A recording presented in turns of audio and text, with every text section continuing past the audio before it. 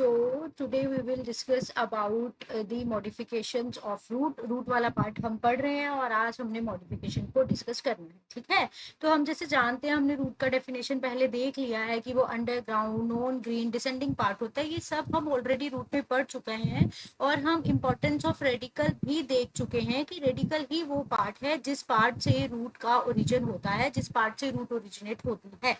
Radical अगर रहता है persistent through out the life उसे टैप रूट कहते हैं. अगर वो रेडिकल थोड़े टाइम के बाद हम बोलें कि ऐसे रिड्यूस हो जाता है, बाकी फिर बेस के जो रूट्स हैं, स्टेम के बेस के रूट्स आते हैं, काम संभालते हैं, तो उसे हम फाइब्रस कहते हैं. हम ऑलरेडी पढ़ चुके हैं, हम पढ़ चुके हैं रूट के फंक्शंस भी क्या होते हैं. आज हमारा मेन फोकस है that is on the modification of root. ठीक है, रूट्स जो होते हैं वो बेसिकली दो तरीके से अपने मॉडिफिकेशंस करते हैं. एक तो वो इकोलॉजिकल, हम देखें कि उनके इकोलॉजिकल मॉडिफिकेशंस होते हैं, एक उनके फिजियोलॉजिकल मॉडिफिकेशंस होते हैं. Right now what are these ecological modifications? अगर किसी भी प्लांट के अंदर, किसी भी ऑर्गेनिज्म के अंदर कुछ स्ट्रक्चर में चेंज होता है, उस ऑर्गेनिज्म के कुछ फंक्शन में चेंज होता है, उस ऑर्गेनिज्म के कुछ बिहेवियर में चेंज होता है, अगर इस तरीके के कोई भी मॉडिफिकेशंस होते हैं with respect to the environment, तो उन मॉडिफिकेशंस को हम इकोलॉजिकल मॉडिफिकेशंस कहते हैं. इसका बहुत ही कॉमन एग्जांपल है, आपको याद भी होगा, जो हम कैक्टस में पढ़ते हैं. कैक्टस कहाँ होता है? वो ड्राई इन्वायरमेंट में होता है, वो डेजर्ट में होता है. कैक्टस के अंदर जो लीव्स होते हैं, अगर वो इतने बड़े बड़े लीव्स रहेंगे तो बहुत ज्यादा सरफेस एरिया मिलेगा. किस चीज के लिए? वाटर के इवापोरेट होने के लिए. वो तो पहले से ऐसे इन्वायरमेंट में रह रहा है जिधर वाटर की बहुत स्कार्सिटी है, तो वो हम अफोर्ड नहीं कर सकते कि वहां पे जो वाटर है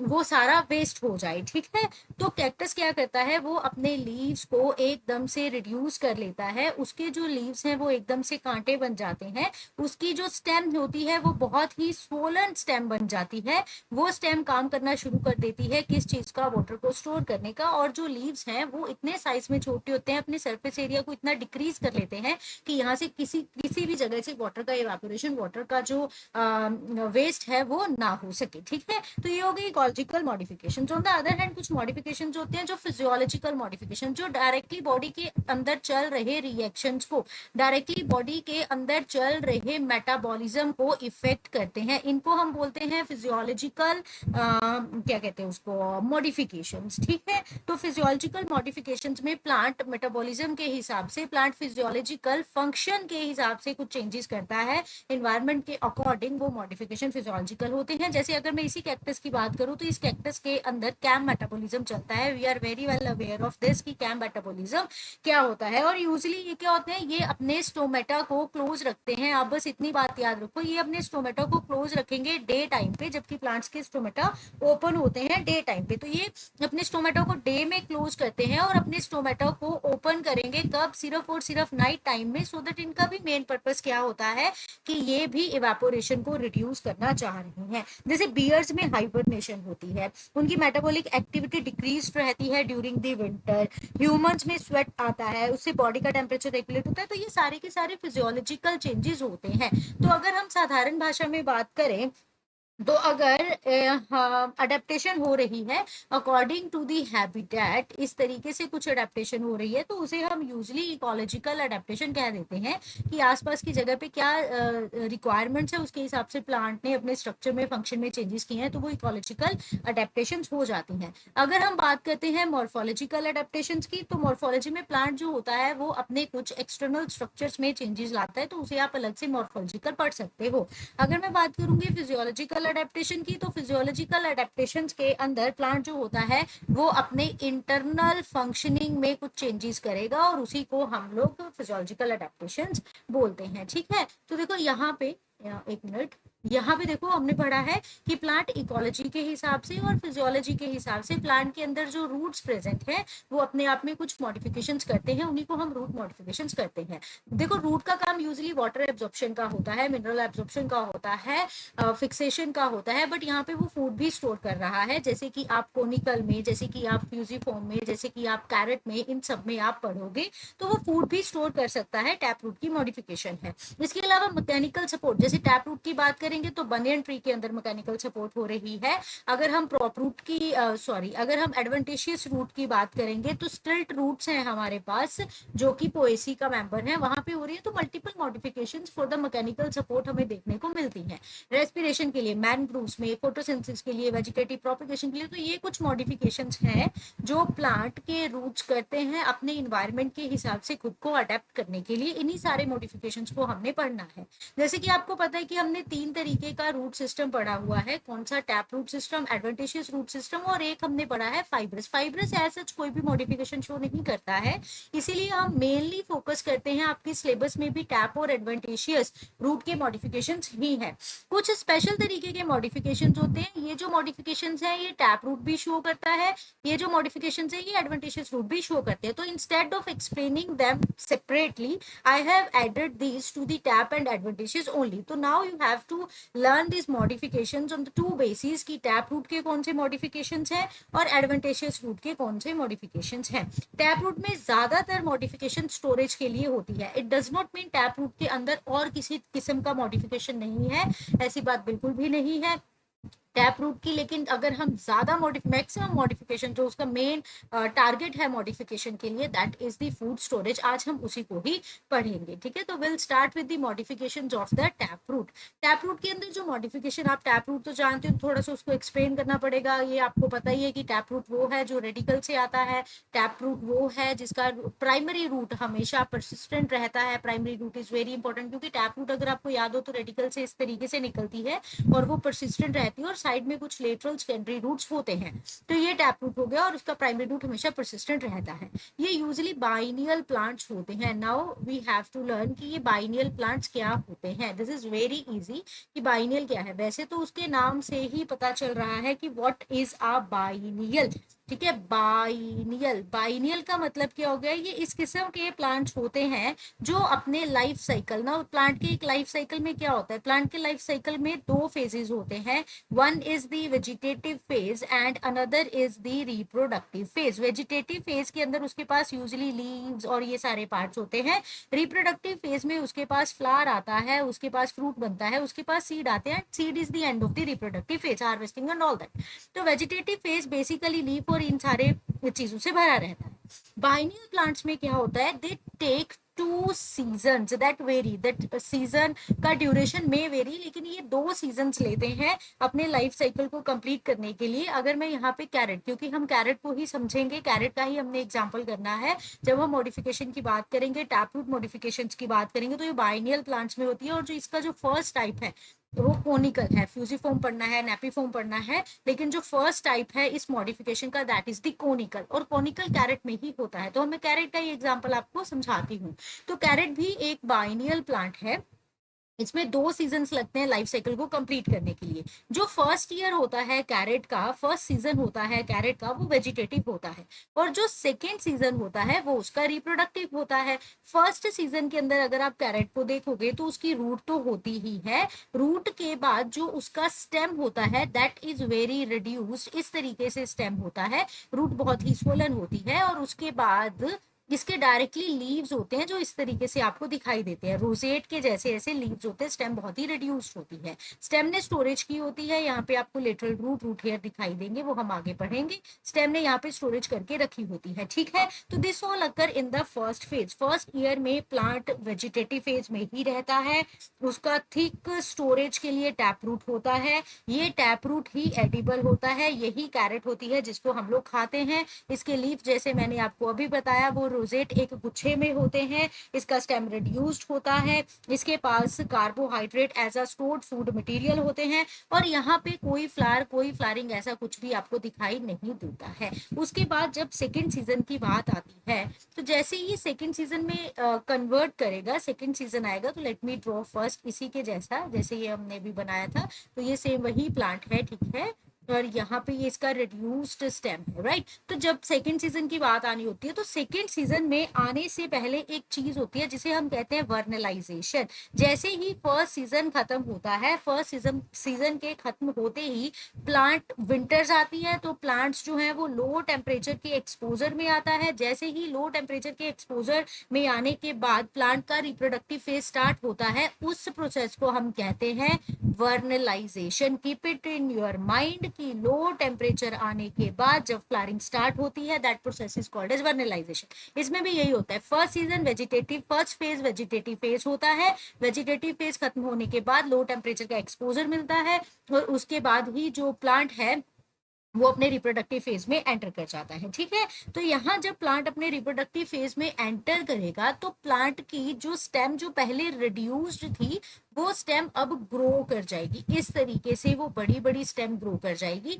और उसके ऊपर ऑलमोस्ट जैसे धनिए के पत्ते होते हैं ना, ऐसे छोटे छोटे धनिए के पत्ते ऐसे ऐसे उसके ऊपर लीव्स आने शुरू हो जाएंगे, ठीक है बच्चों। ये स्टेम का इलोंगेट करना एक बहुत ही इंपॉर्टेंट टर्म होती है। इस इंपॉर्टेंट टर्म को, let me use another pen, इस इंपॉर्टेंट टर्म को बोलते हैं बोल्टिंग। क्या बोलते हैं इसको? बोल्टिंग, ठीक है। अब फ्लावरिंग शूट जब डेवलप करती है ना, that flowering shoot is called as bolting. तो इसके ऊपर छोटे छोटे फ्लावर्स भी आने शुरू हो जाएंगे। लीव्स तो आएंगे, लीव्स के साथ और क्या चीज आ जाएगी? लीव के साथ फ्लावर्स भी आ जाएंगे, ठीक है। तो these are the two cycles. तो एक कैरेट को अपना लाइफ साइकिल कंप्लीट करने के लिए दो फेजेस चाहिए होते हैं। वो दो सीजन लेती है। वो फर्स्ट सीजन में वेजिटेटिव रहती है, वो अपने सेकेंड सीजन के अंदर रिप्रोडक्टिव साइकिल चलाती है, उसके बाद सीड्स बनते हैं, उसके बाद उसका लाइफ साइकिल खत्म हो जाता है। इस तरीके के प्लांट्स को हम लोग क्या बोलते हैं?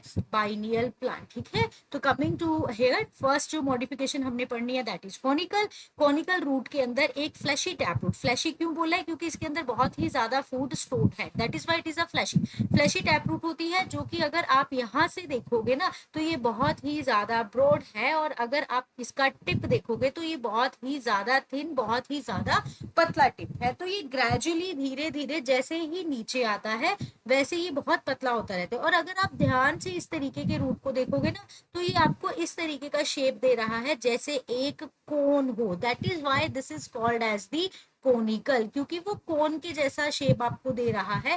That is why this root is a conical root, जो कि ब्रॉड बेस से बहुत ही ब्रॉड होती है और नीचे आते आते क्या हो जाती है? एकदम टेपर हो जाती है। तो इसमें आपको कैरेट का एग्जांपल याद करना है। Keep it in your mind whenever you are writing name of any plant, scientific name of any plant. जैसे यहाँ पे आप डेकस कैरोटा लिखोगे तो इसको अंडरलाइन करना नहीं भूलना है, क्योंकि यहाँ पे तो ये इटैलिक्स में लिखा हुआ है तो डज नॉट मैटर, लेकिन जब आप नोटबुक पे लिखोगे तो उसे अंडरलाइन करो। First letter should be capital, second should be small.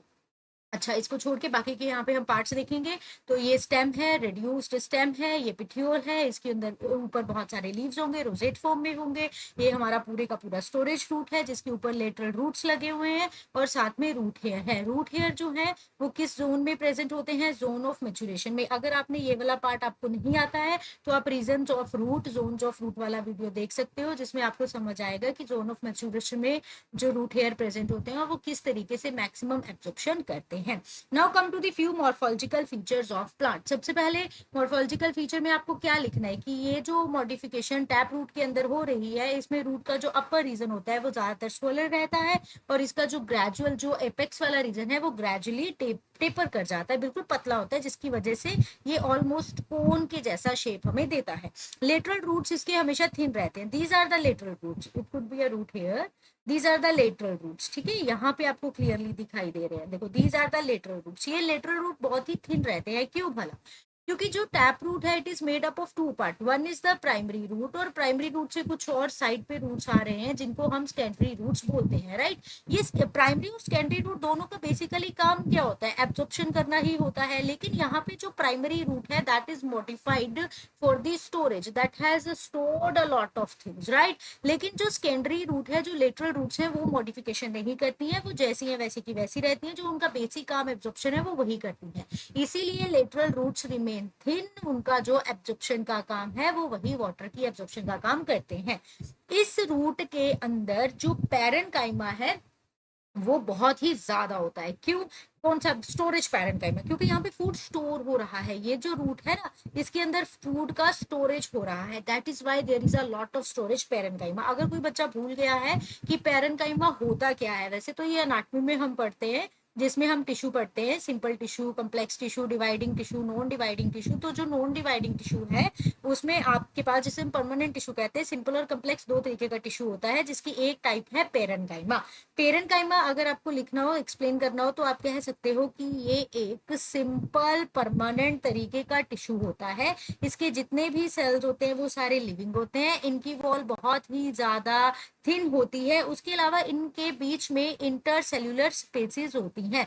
What are these intercellular spaces? जब आप इन सेल्स को बनाओगे तो इस तरीके से इन सेल्स के बीच में कुछ खाली जगह है, जिसे हम इंटरसेल्युलर स्पेसिस कहते हैं। देखो बच्चों, जो पेरेंकाइमा है ना, इसके बहुत इंपॉर्टेंट फंक्शन होते हैं। हम थोड़ा सा यहाँ पे रिवाइज कर लेते हैं। It is playing a lot many roles, like ये स्टोरेज, सबसे पहले तो ये स्टोरेज करेगा। किस चीज की स्टोरेज करेगा? ये फूड की भी स्टोरेज कर सकता है, ये वाटर की भी स्टोरेज कर सकता है। तो for the very first it is responsible in storage. दूसरा, इसी टाइप के कुछ सेल्स को हम क्लोरेनकाइमा कहते हैं। और ये क्लोरेनकाइमा क्या होते हैं? ये इस तरीके के पेरेंकाइमेटस सेल्स हैं जो फोटोसिंथेसिस कर सकते हैं। ठीक है, तो ये और एक स्पेसिफिक फीचर हो गया। उसके अलावा एक तरीके के सेल्स को अभी मैं आपको बता देती हूँ, हम एरनकाइमा कहते हैं। एरनकाइमा क्या है? ये इस तरीके के सेल्स हैं जो किस चीज के लिए रिस्पॉन्सिबल होते हैं? गैसियस एक्सचेंज के लिए रिस्पॉन्सिबल होते हैं।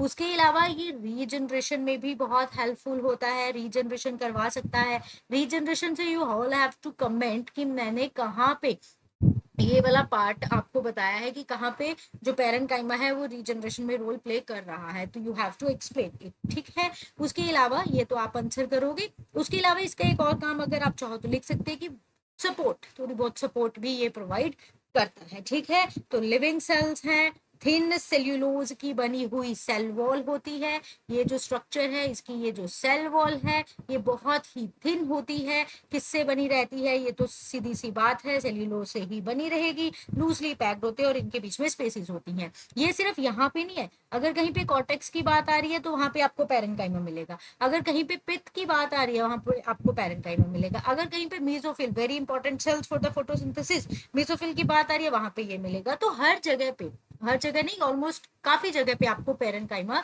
दिखाई देता है। ठीक है, तो ये जो रूट है इसके पास बहुत ज्यादा स्टोरेज पेरेंकाइमा होता है। ये हो गए इसके कुछ morphological feature. You can also add morphological features में कि रूट हेयर की बात कर सकते हैं आप, की रूट हेयर मैचुरेशन जोन में दिखाई देता है। ठीक है, आप यहाँ पे रिड्यूस स्टेम की बात कर सकते हो, आप रोजेट लीव्स की बात कर सकते हो। अगर आपको इसके जो फर्स्ट सीजन और सेकंड सीजन के इंपॉर्टेंट पॉइंट्स समझ आ गए तो आप वो भी लिख सकते हो कि मॉर्फोलॉजिकल चेंजेस में फर्स्ट सीजन में आपको रोजेट लीव दिखाई देते हैं, जबकि सेकंड सीजन में आपको फुल फ्लैश्ड जो एरियल स्टेम है वो दिखाई देगी। तो ऐसे फीचर आप ऐड कर सकते हो। Now come to the anatomical feature. जब हम अनाटॉमी की बात करेंगे तो हमें प्लांट के इनर टिश्यू को भी देखना पड़ेगा। इसमें दो तीन चीजें आपको समझनी है, बिल्कुल भी टफ नहीं है। सबसे पहले आपको समझना है सेकेंडरी ग्रोथ। इजी है। सेकेंडरी ग्रोथ होता क्या है? सेकेंडरी ग्रोथ के लिए एक बहुत ही स्पेशल टिश्यू होता है जिसे हम कैम्बियम कहते हैं। अगर कैम्बियम नहीं तो सेकेंडरी ग्रोथ नहीं। यहाँ आप समझेंगे, सपोज ये कोई टिश्यू है, ठीक है, ये टिश्यू है, ये अंदर वाली साइड आपका जाइलम प्रेजेंट है, ये बाहर वाली साइड आपका फ्लोइंग प्रेजेंट है। अब जो ग्रोथ होती है ना, वो दो तरीके की ग्रोथ होती है। एक होती है आपकी प्राइमरी ग्रोथ। ग्रोथ तो आपको पता ही है क्या है, फर्स्ट चैप्टर में हम पढ़ चुके हैं। दूसरा होता है हमारा सेकेंडरी ग्रोथ। जो प्राइमरी ग्रोथ होती है उसमें प्लांट की लेंथ इंक्रीज हो रही है। ठीक है, तो it is basically related with the length. जो सेकेंडरी ग्रोथ है इसमें प्लांट का गर्थ इंक्रीज हो रहा है, तो it is related with the width of the plant. इस तरीके से गर्थ इंक्रीज हो रहा है। ठीक है, तो जब सेकेंडरी ग्रोथ होएगी तो जो सेकेंडरी ग्रोथ हो रही है उसमें, जैसे मान लो आप इस पार्ट में सेकेंडरी ग्रोथ होनी है, तो सेकेंडरी ग्रोथ होने के लिए एक स्पेशल टिश्यू चाहिए होता है। ठीक है, उस टिश्यू का नाम है कैम्बियम। सेकेंडरी ग्रोथ के लिए that is the cambium, very important dividing tissue in nature, that is a cambium. ठीक है, अब ये कैम्बियम क्या करवाता है? ये जाइलम को उसके अंदर वाली साइड ग्रो करवाएगा। जाइलम को इस तरीके से, जाइलम अंदर वाली साइड ग्रो करता रहेगा, और जो फ्लोइम है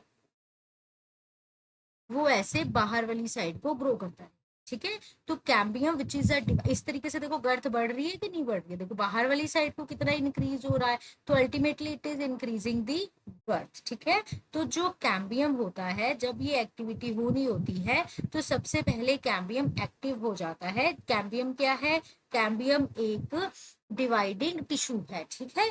फिर जब ये कैम्बियम एक्टिवेट हो जाएगा तो ये कैम्बियम, जिसके पास सिर्फ जाइलम प्रेजेंट था, जिसके पास सिर्फ फ्लोइम प्रेजेंट था, ये उसकी डिवीजन करेगा। डिवीजन करने के बाद जाइलम से आपके पास सेकेंडरी जाइलम और फ्लोइम से आपके पास सेकेंडरी फ्लोइम बन जाएगी, ठीक है। ये दो चीजें बन जाएंगी और इन दोनों चीजों की वजह से प्लांट का क्या इंक्रीज हो जाएगा? गर्थ इंक्रीज हो जाएगा। एक चीज आप और याद रख सकते हो, सेकेंडरी फ्लोइम यहाँ पे एक और काम करता है। वैसे तो ये फूड का कंडक्शन करेगा, क्योंकि फ्लोइम है तो फूड का कंडक्शन करना ही होता है, लेकिन ये धीरे धीरे फूड को स्टोर करना भी शुरू कर देता है, ठीक है। और जाइलम, आपको इंपॉर्टेंट पॉइंट यहाँ पे याद रखना है कि वो धीरे धीरे रिड्यूस होता है। कैसे, वो हम आगे पढ़ेंगे।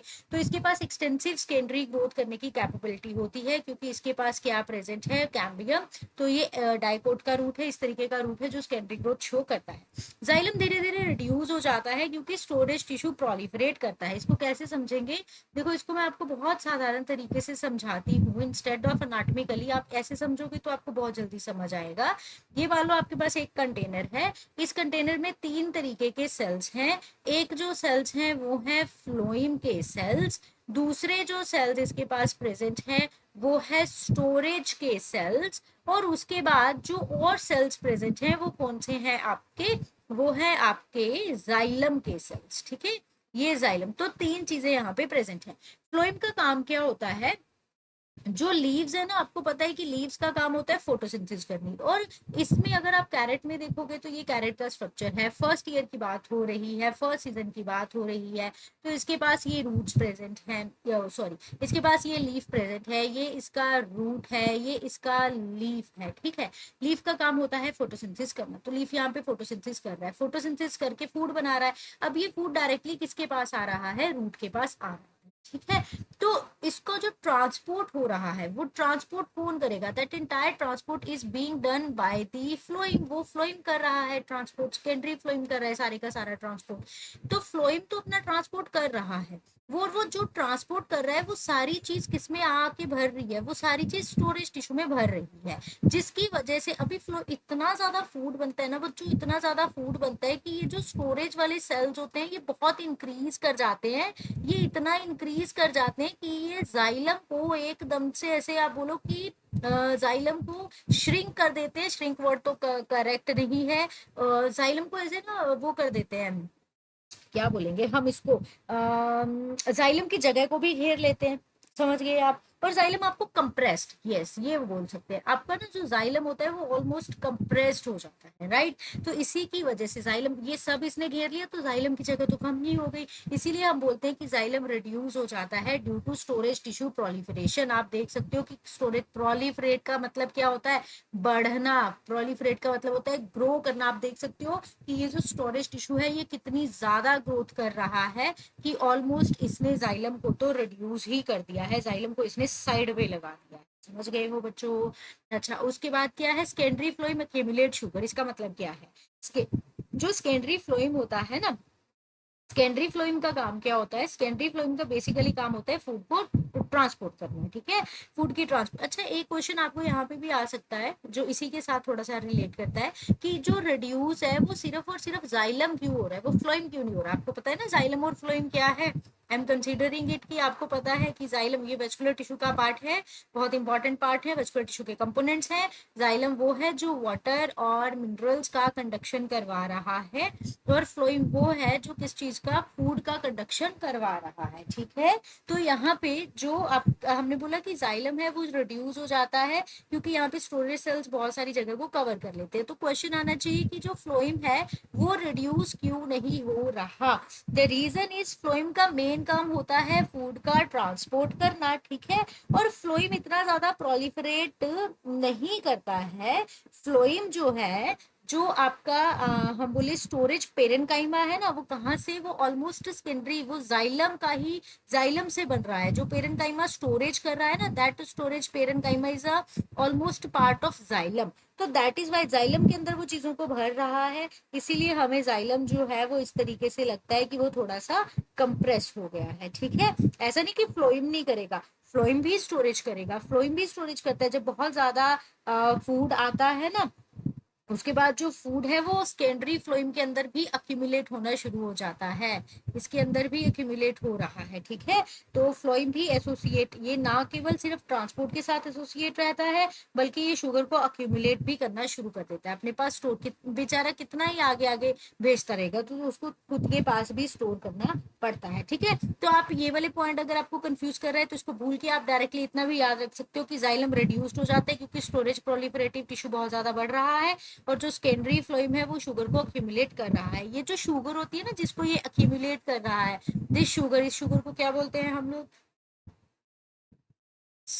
ये जो शुगर है which is being accumulated, this sugar is sucrose. वही सुक्रोज जो यूजली हमारे टेबल शुगर होती है ना, जो वो जो कि एक डाइसेक्राइड है, which is a disaccharide। ठीक है, it is made up of two type of sugar, एक is a glucose molecule and another is a fructose molecule। ठीक है, तो प्लांट्स में जैसे बीट रूट है, इन सब में शुगर केन है, इन सब में यही शुगर होती है, सुक्रोज ही है, which is a main form of food. जो ट्रांसपोर्टेशन हो रहा है, इसको आपने दिमाग में घुसा के रखना है। ठीक है, कि जब भी फूड बन रहा है तो वो फूड बनेगा किसकी फॉर्म में, ग्लूकोज की फॉर्म में।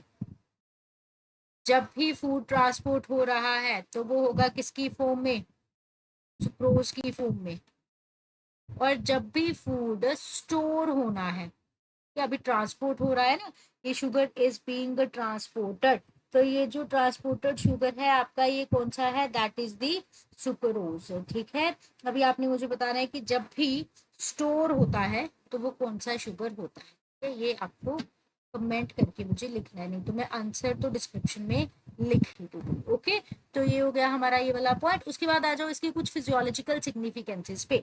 फिजियोलॉजिकल सिग्निफिकेंसेस क्या है, सबसे पहले तो यहाँ पे बहुत सारा शुगर स्टोर हो रहा है। फिजियोलॉजी क्या होती है, मेटाबॉलिक रिएक्शंस के बारे में, बहुत ज्यादा शुगर स्टोर हो रहा है तो ऑब्वियसली इजीली रिएक्शंस हो सकती हैं, तो बहुत सारा शुगर यहाँ पे स्टोर हो रहा है। ये फ्लारिंग को भी सपोर्ट कर रहा है, और जो फ्लारिंग हो रही है वो सेकंड सीजन में हो रही है, तो उसके लिए जो एनर्जी एंड न्यूट्रिशन है वो सारा कुछ भी प्रोवाइड कर रहा है। Now come to the adaptive importance. सबसे पहले तो कैरेट बाइनियल है, तो अगर वो बाइनियल है भाई, तो उसके 2 सीजन होंगे, तो वो पहले ही सीजन में फूड को स्टोर कर रहा है, ये इसका अडेप्टिव इंपॉर्टेंस है। दूसरे सीजन में जो इसके लीव्स हैं या इन सब चीजों के लिए एनर्जी प्रोवाइड करने के लिए, क्योंकि ये बैकवर्ड फिर सारी स्टोरेज को वापस ऊपर भेजेगा।